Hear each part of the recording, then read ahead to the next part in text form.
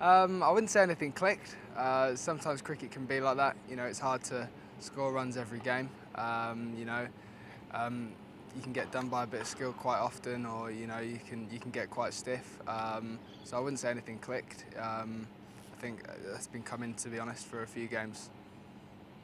All the bowlers took 2 wickets each. Do you think this team has almost the perfect mix, especially if you can keep scoring runs at the top of the order? Yeah, I think we've got a great side. I think we've got a great list, full stop. But I think the playing 11's really, really strong.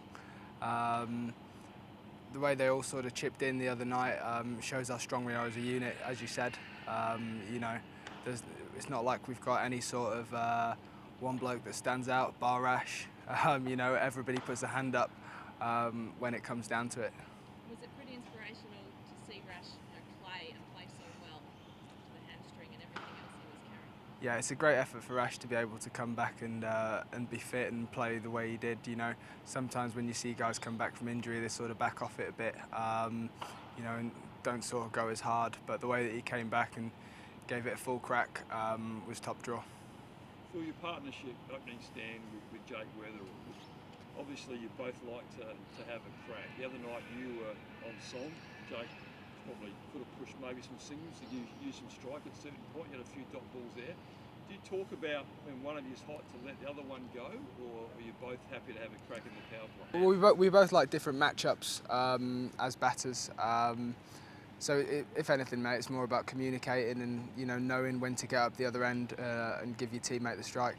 When you say you like different matchups, is that against particular bowlers that you're facing? Yeah, left arm, right arm, whether it's turning in or away from you, wrist spin, that sort of a thing. So we both, you sit down, you look at your numbers and you look at who you've been most effective against, and you sort of go from there and you sort of treat it as a little yardstick. So when a wrist spinner comes on, he'll know that he sort of gives me the strike, whereas if it's a left arm seamer, I'll try and get him on strike. So is it like with Sydney Thunder?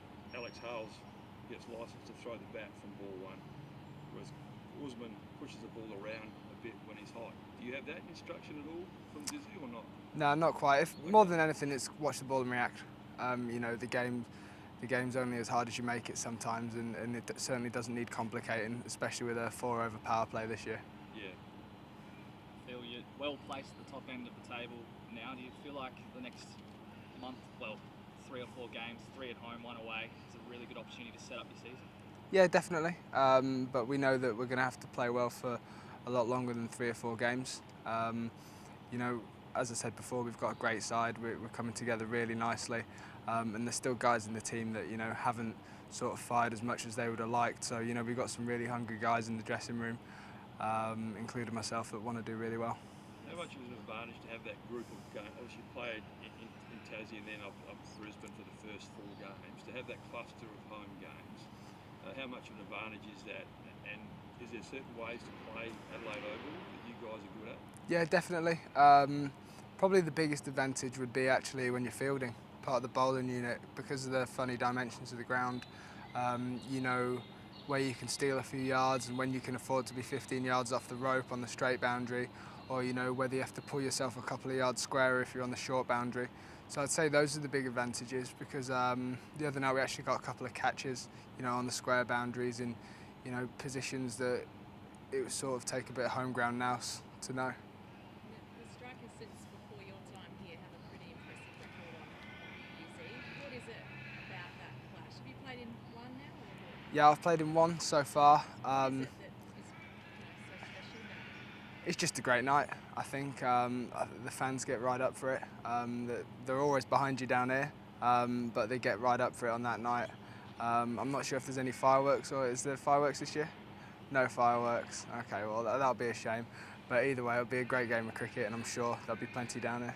And the players really embrace playing on that night? Yeah, well, as a player, you always want to play in front of as many people as possible in the best atmosphere possible, and that's exactly what New Year's Eve is. Salty, just a word on Danny Briggs. Obviously, you know him well through your playing days in Sussex. How good is it to see him performing well at this time of the tournament, and how important is he going to be going forward? Yeah, Briggs is a top bowler. You know, he's really shown everybody how good he is at the Gabba, and then here the other night. And long may that continue, to be honest. I know just how good he is. I've played with him for so long. But I'm really glad that he's showing everybody. Mate, we spoke about the good things the strikers are doing. Is there an area of improvement that you're looking at? I mean, the middle order, I guess, hasn't really fired as a unit yet. You could say that, yeah. But then again, I'd say the middle order have been put in some fairly tricky positions. So I think more than anything, it's just about going back to yourself and knowing your game and what you do best. I think that's what most of the chats are about. Because if we all sort of take care of our individual performances, it will come together as a team. And Perth Scorchers, obviously, they're still winless, but on paper they're a strong team. Obviously, a couple of good English batsmen have come across and played the first game against you guys on Monday. They're a serious threat still tomorrow night? Yeah, definitely a dangerous side. You know, with the firepower that they've got, it'd be silly to sort of count them out of anything. They've got some top players. I mean, the two Englishmen, Colin Munro's one of the best that I've been lucky enough to play with. So, you know, you can't discount them ever, really. Cool. Beautiful.